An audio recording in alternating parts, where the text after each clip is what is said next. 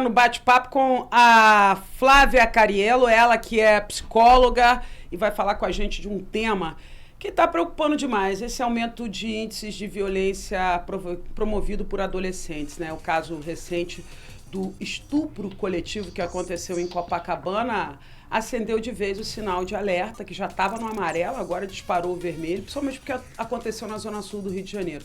Mas nessa semana mesmo em que esse assunto foi divulgado, a gente já soube de um garoto de 12 anos estuprado, também estupro coletivo numa escola em São Paulo. A gente já soube também de uma jovem que foi estuprada de 13 anos, uma menina de 13 anos estuprada por 7 pessoas na Baixada Fluminense. Então, são casos recorrentes que a gente não pode deixar de discutir esse tema. Doutora, eu vou botar um vídeo aqui pra gente entender. Solta aqui, ó, no DR com Demore aqui, Manuela Dávila. Solta aí, Vini, pra gente pensar sobre esse assunto. O tema é rebuscado, gente. Mas a gente não pode ficar discutindo o assunto de maneira superficial. Então vamos aprofundar um pouco na temática. Solta aí. Cadê o áudio? Vini, ajeita o áudio aí, tá? E como eu botei? Pera aí. Isso daí que você vai... Eu vou explicar. Isso aí é o Leandro Demore. Leandro Demore é um dos maiores jornalistas do país. Ele apresenta um programa na Rede Brasil e ele está entrevistando a Manuela Dávila. A Manuela Dávila, que já foi candidata à presidência da República, já foi deputada federal e hoje ela já era socióloga. Ela tem uma pesquisa de doutorado e ela vai falar um pouquinho sobre essa pesquisa. Solta aí. Socialização masculina é basicamente prover e comer, né? Ou seja, sustentar economicamente e ser apto de se relacionar sexualmente com tantas mulheres quanto for possível. Essa é a socialização masculina do período recente. Eu não tô falando de ti, não tô falando sobre meu marido, não tô falando sobre meu filho. Mas pode ser um pouco de mim também, pode ser um pouco do seu marido. Eu tô falando sobre a média, do que é ser homem no mundo que a gente vive. Se a gente vive uma crise brutal no capitalismo, como vive, né? Se o trabalho é cada vez mais precário, como é, claro.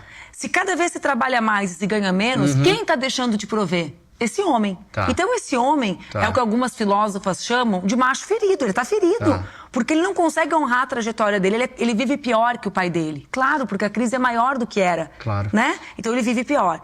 Quem é essa mulher do lado dele? Em geral, ela vive melhor que a mãe dela. Tem mais direitos, tem mais conquistas, né? Independência econômica, fora, escolha do marido, vota.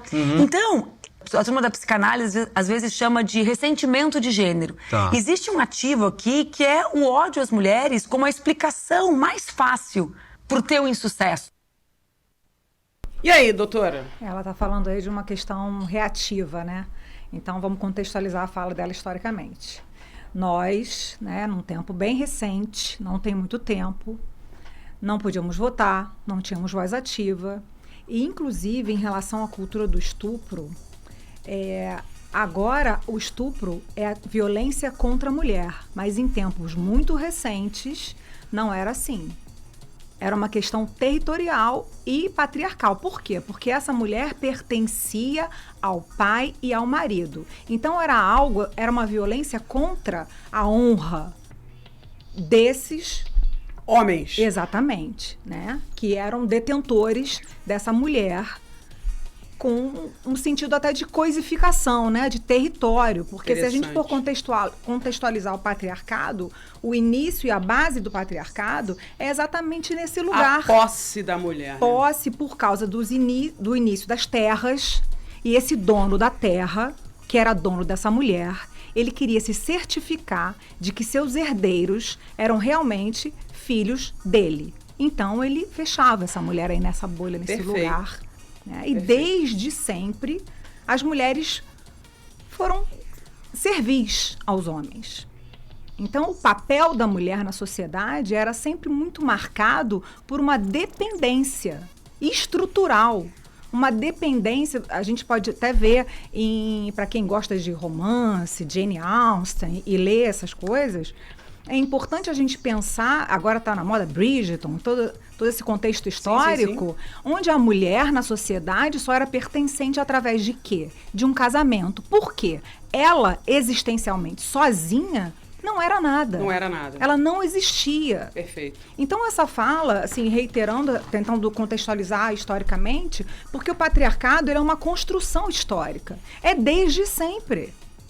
Então, não é uma reflexão que a gente vem fazendo agora na contemporaneidade.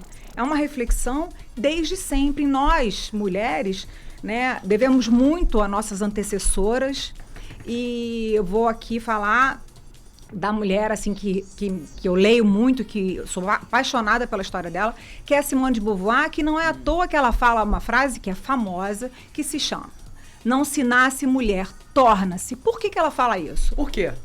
Por uma questão social, porque o papel da mulher na sociedade sempre foi rechaçado, sempre foi inexistente. E quando ela traz essa reflexão, quando ela escreve o livro O Segundo Sexo, né, que não é o livro mais... Esse é o livro mais famoso, mas antes desse livro ela já publica um livro que fala sobre liberdade.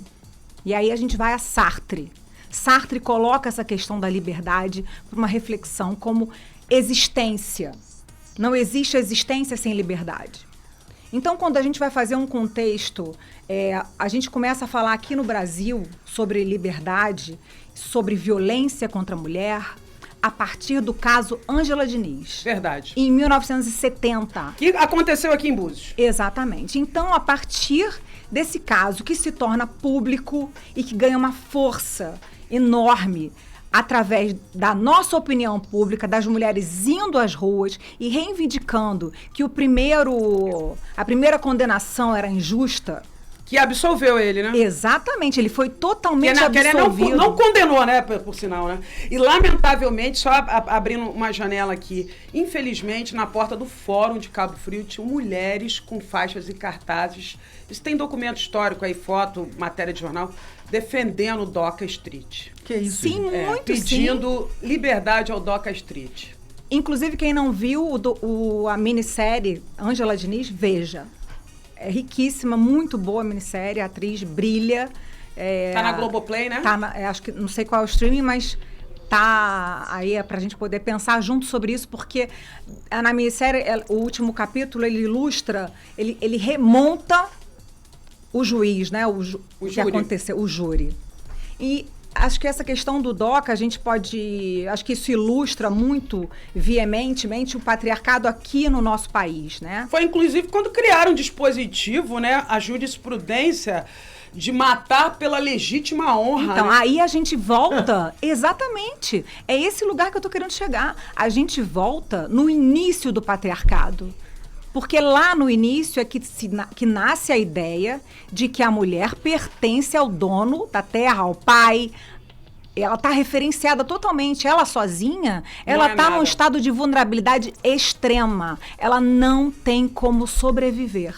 Isso tem mudado com o tempo de hoje, com a modernidade. As mulheres estão indo para as ruas, estão estudando. Há muito tempo já votamos, desde 1930, né?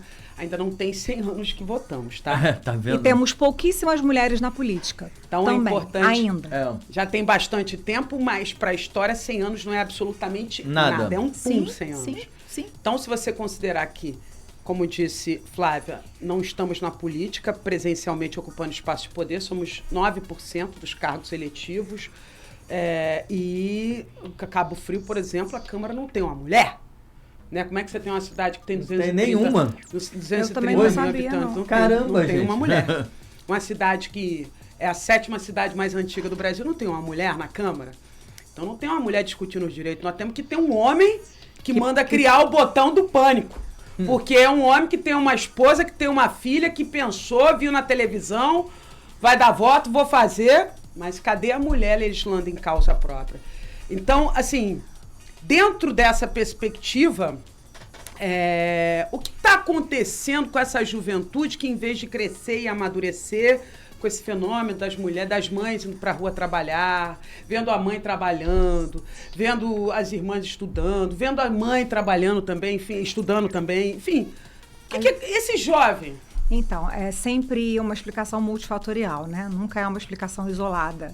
Mas a gente pode falar, sim, dessa misoginia digital. O que aconteceu em tempos atuais? esse discurso foi viralizando numa potência, né? Tem aquele rapaz polonês, né, que começou a disseminar esse movimento Red Pill. Adrian Tate. É isso mesmo. Adrian Tate e o Peter Tate. Isso. Então, são irmãos, né?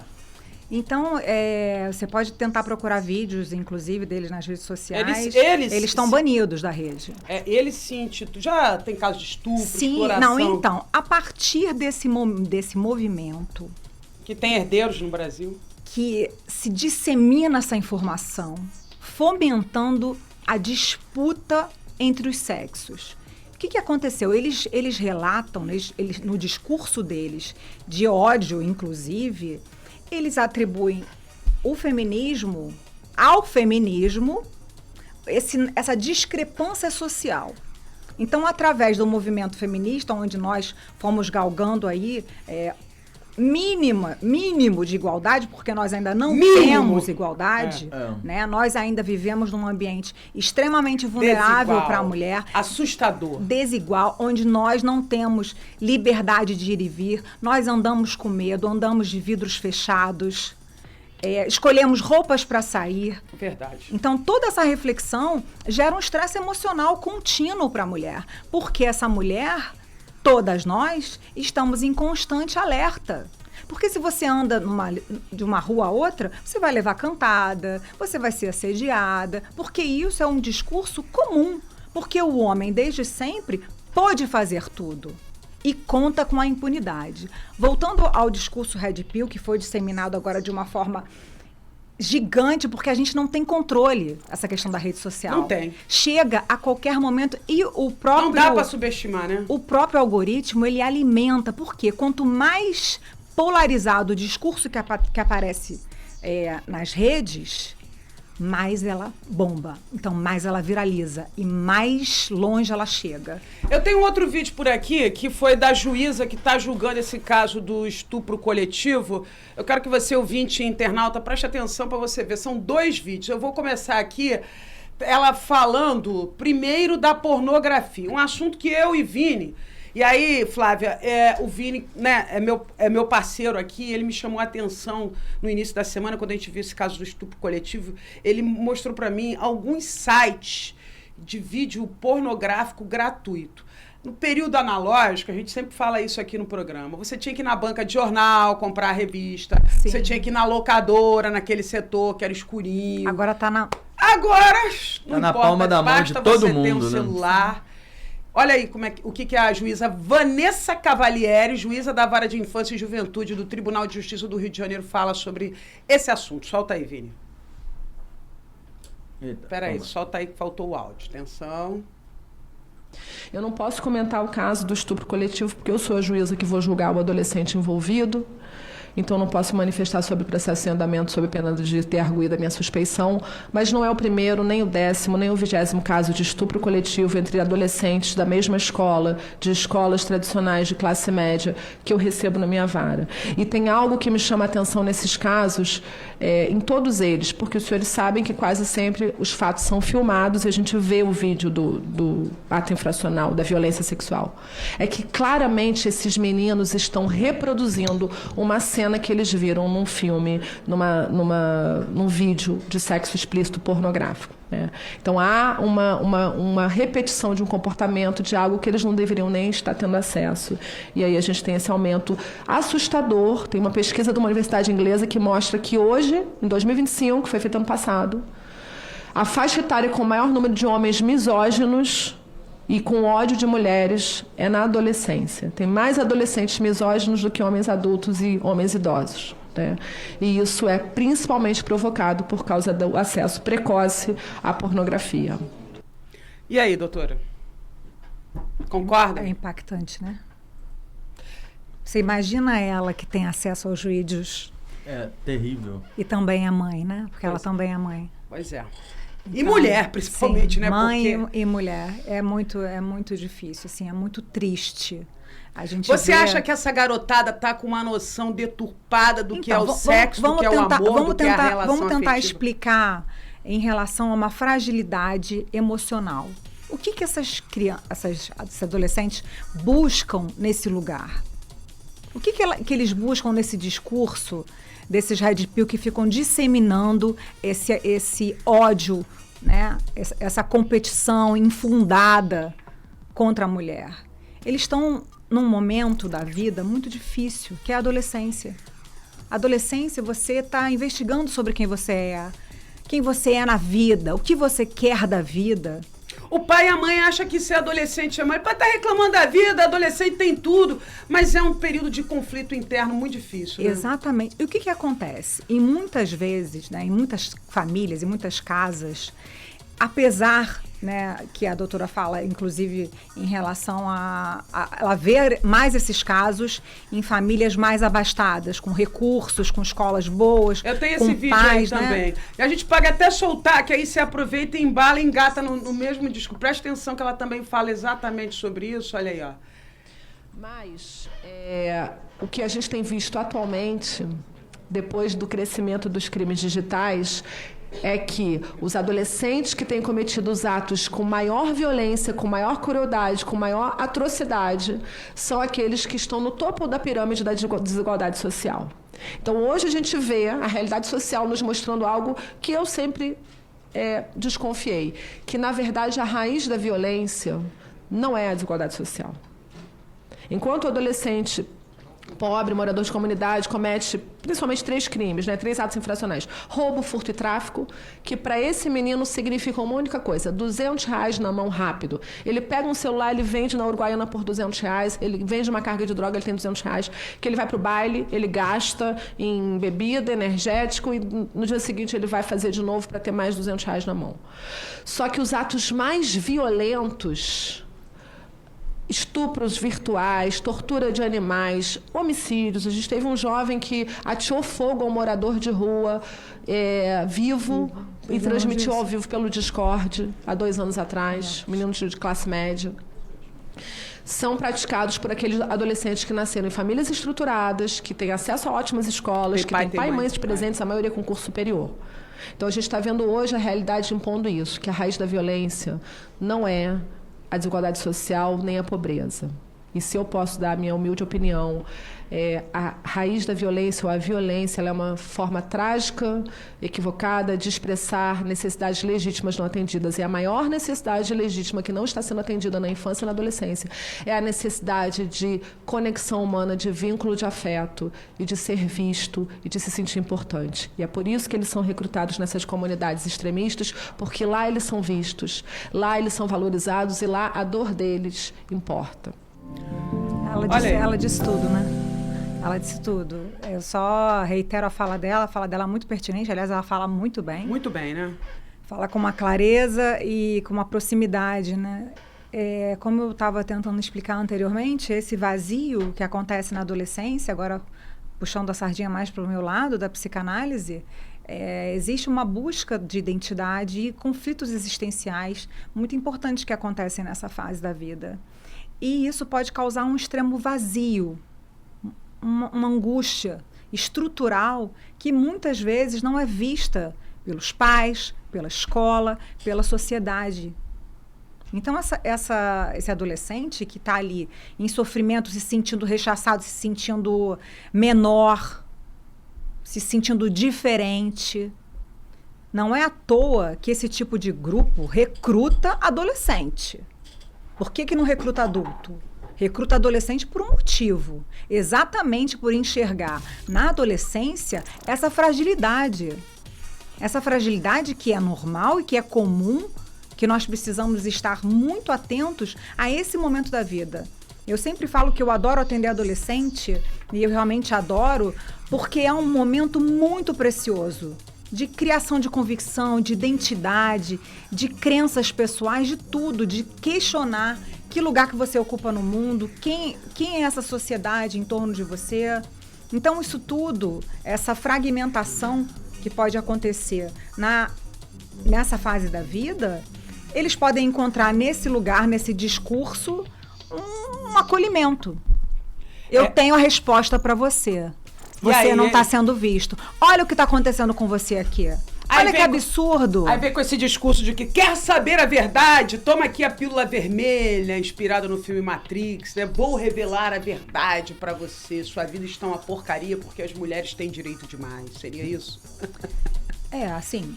Que não temos, né? Que não temos nem. Infelizmente, esse discurso de ódio é muito assustador. A gente pensar que hoje em dia... E por isso que eu falo sempre, eu sei que os adolescentes vão ficar bravos comigo nesse momento, mas se você tem menos de 18 anos, os seus pais precisam sim olhar a sua rede social e saber o que você vê, com quem você fala.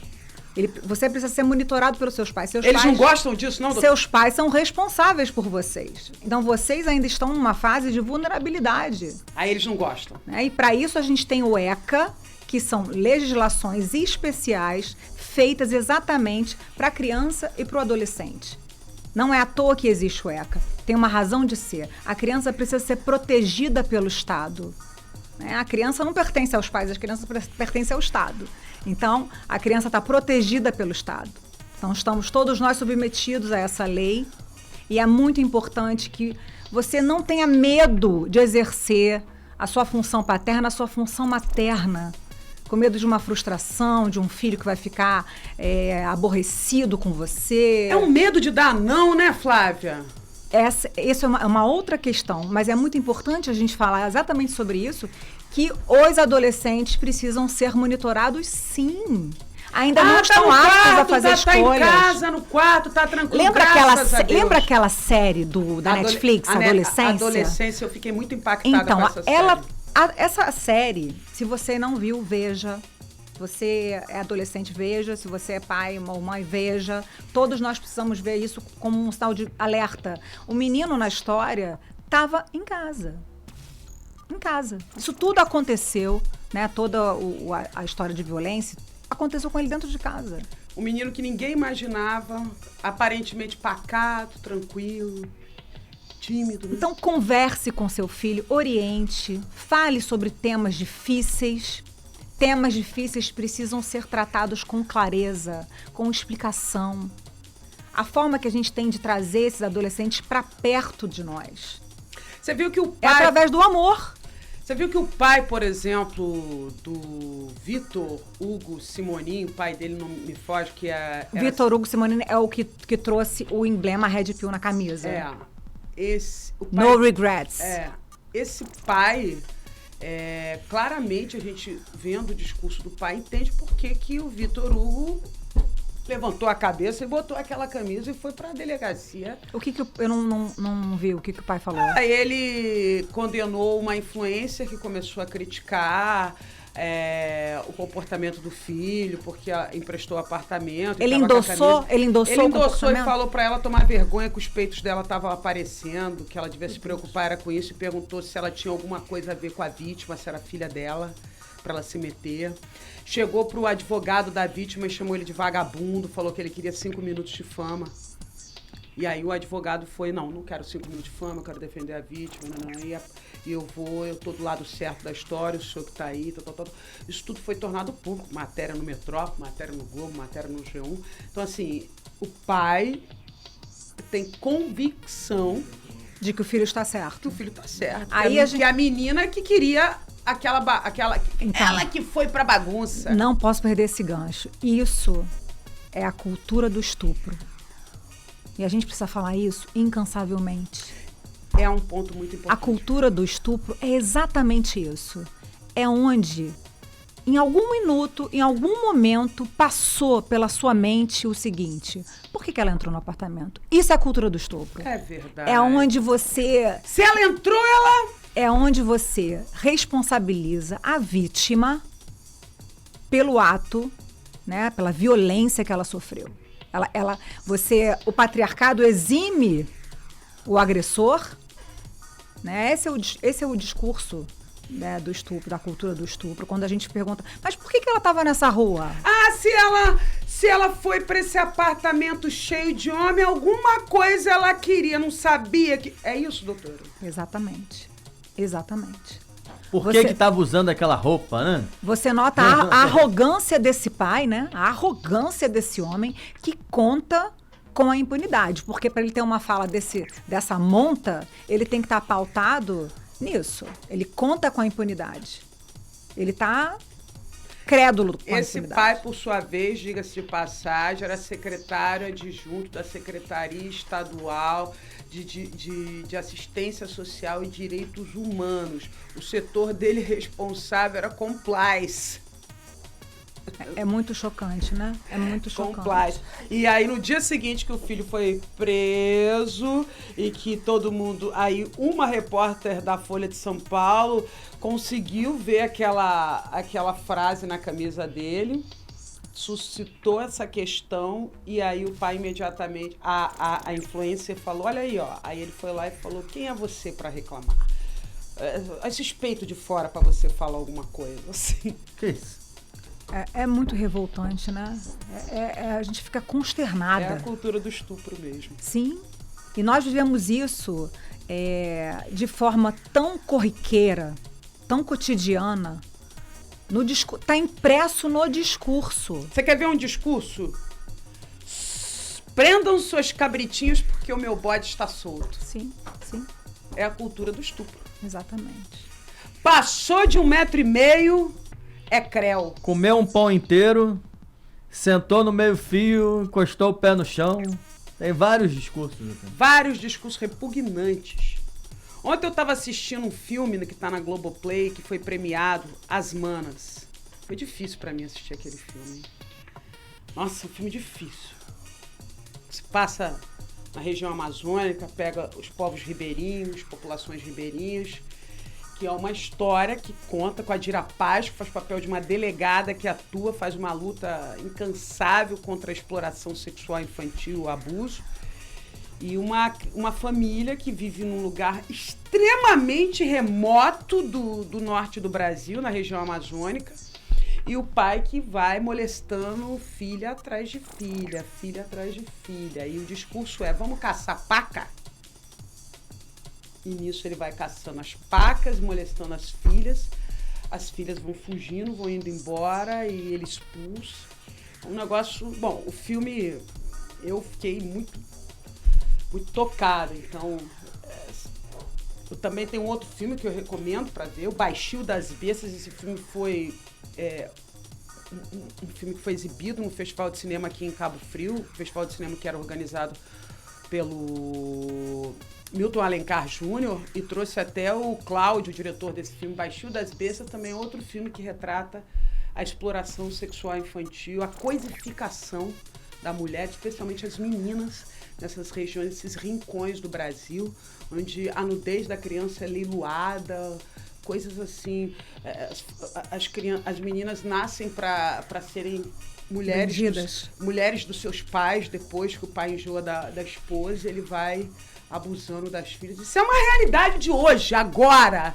Enquanto nós estamos falando aqui, tem uma menina tentando fugir das garras do seu próprio pai nas comunidades ribeirinhas. Ou aqui mesmo no Jardim Esperança, quem sabe, né? É complicado, né? O que precisamos fazer? Chega a dar um nó na garganta da gente, né? Eu trago aqui muito mais pra gente tentar pensar com o pai, com a mãe, com o tio, com a avó. É porque a gente precisa tentar juntos mudar esse pensamento. Nós precisamos juntos mudar a sociedade. A única forma de salvar essas meninas é mudando essa mentalidade retrógrada, essa violência. A cultura do estupro precisa ser repensada incansavelmente, porque essa história vai se repetir. E a cultura do estupro que a gente viu aqui também, né, Flávio? A gente estava aqui, abriu o programa, uma senhora de 70 anos que foi estuprada aqui na porta da UPA de Cabo Frio, indo para a UPA de Cabo Frio, né? Na semana passada, não sei se você soube disso, Flávia? Não soube. Uma senhora, 71 anos, foi procurar atendimento na UPA de Cabo Frio, ali no Parque Bully. Estava passando mal de pressão, a caminho da UPA, ela foi estuprada por um homem, que agora a polícia está distribuindo as imagens dele para ver se localiza uma senhora. Essa senhora teve lacerações nas partes íntimas de tal forma que precisou passar por cirurgia para reconstruir. É muita violência. Aqui no Parque Bully. Aqui. Aí a gente... Ela foi andando depois do ato até o shopping Parque Lagos, desnorteada, tentando buscar ajuda. Depois ainda voltou andando até a UPA para poder receber atendimento. Ninguém ajudou, ninguém abordou. Ela gritou socorro, ninguém ouviu, ninguém foi lá. E tem um outro detalhe. Numa semana totalmente brutal, porque aí quando a gente fala que é difícil ser mulher, seja na mesa de parto, sim, com 1 mês de vida, com 10 dias de vida ou com 70. Na segunda-feira, uma mulher de 55 anos, com saia até o pé, casaco e tudo, foi espancada por um homem de 24 anos que tentou agarrá-la. Ela era recepcionista de um hotel lá em Curitiba. Ele queria agarrar a mulher, queria fazer sexo com a mulher. Ele quase matou ela. Começou a espancá-la. Tanto que ele bateu nela. Que nervoso. Quando nós nos recuperávamos dessa história... Olho todo vermelho, gente. Soubemos absurdo. da história dessa senhora que também ficou machucada, ferida por dentro e por fora de maneira incalculável. E também já vimos nos recuperando de uma semana difícil, onde soubemos que no Rio de Janeiro uma senhora de 72 anos de idade também... Transporte público. Foi estuprada pelo próprio motorista. Pelo motorista de ônibus, no centro do Rio de Janeiro. De noite, ali perto do Instituto de Trauma Ortopedia, fez sinal para um ônibus parar. Ela agradeceu quando o motorista parou, tadinha. Graças a Deus você parou, meu filho. O ônibus nenhum parava. Tinha ela e um senhor. O senhor desceu.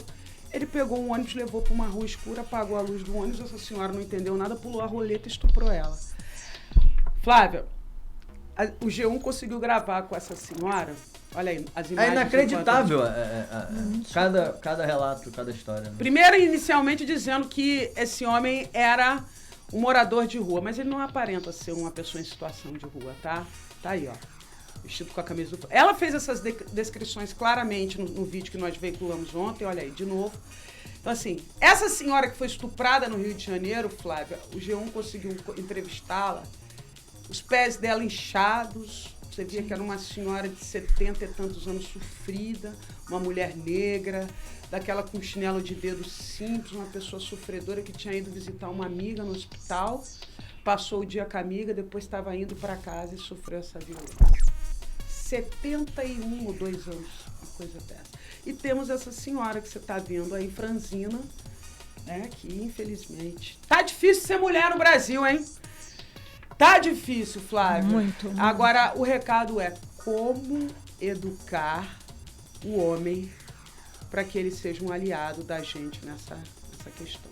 Esse é o desafio. Então, a gente precisa ter muito cuidado quando a gente fala isso, porque nós não podemos não podemos endemonizar os homens, né? Existem alguns homens, né? Alguns homens, também não podemos ser... a gente tem que ter muita responsabilidade quando a gente fala de um tema tão importante, tão pertinente. Então, existem alguns homens que, sim, são violentos, que fazem atrocidades, né, com idosas e com jovens, e isso nos toca profundamente, até pelo viés identificatório, né, porque podia ser eu, podia ser você, podia ser qualquer uma de nós. Qualquer uma de nós, sim, em qualquer situação. Verdade. Né? A gente está aqui falando de uma cidade que é segura, uma cidade pequena, que muitas pessoas vêm para cá, inclusive, para viver em tranquilidade, para ter isso, né? Para ter esse lugar. E é o que choca mais, né? Então, é uma onda gigante de violência, né? Que parece que está engolindo a gente. Então, não vamos... ter um discurso também generalista, porque eu acho que não é minha posição aqui como psicanalista, e não acho inteligente também da minha parte isso. E até porque os homens são muito importantes também na nossa sociedade, né? Nós somos também representadas por muitos homens, nós somos filhas também de homens, e temos homens também muito importantes na nossa vida, na nossa história, que fizeram função paterna. Eu, por exemplo, sou filha de um grande homem, um pediatra maravilhoso e que ajudou muitas pessoas socialmente, devo muito a ele. Então, eu acho que isso é importante a gente também, claro, sem dúvida, criar aí um parêntese importante. Está corretíssimo. Em relação à violência e em relação a esses homens que estão aí com esse discurso supondo uma supremacia, né, uma supremacia que não existe, nunca existiu, eu convido a todos a uma reflexão de paz. uma reflexão onde nós, mulheres, possamos existir na nossa... existir e amar na nossa totalidade, onde nós possamos ter ideias, onde nós possamos brilhar, onde nós possamos ter segurança pública, onde nós possamos ter políticas públicas a nosso favor e que nós não tenhamos medo de andar sozinhas, medo de existir como mulher. Que nós possamos exercer a nossa feminilidade na nossa maior grandeza.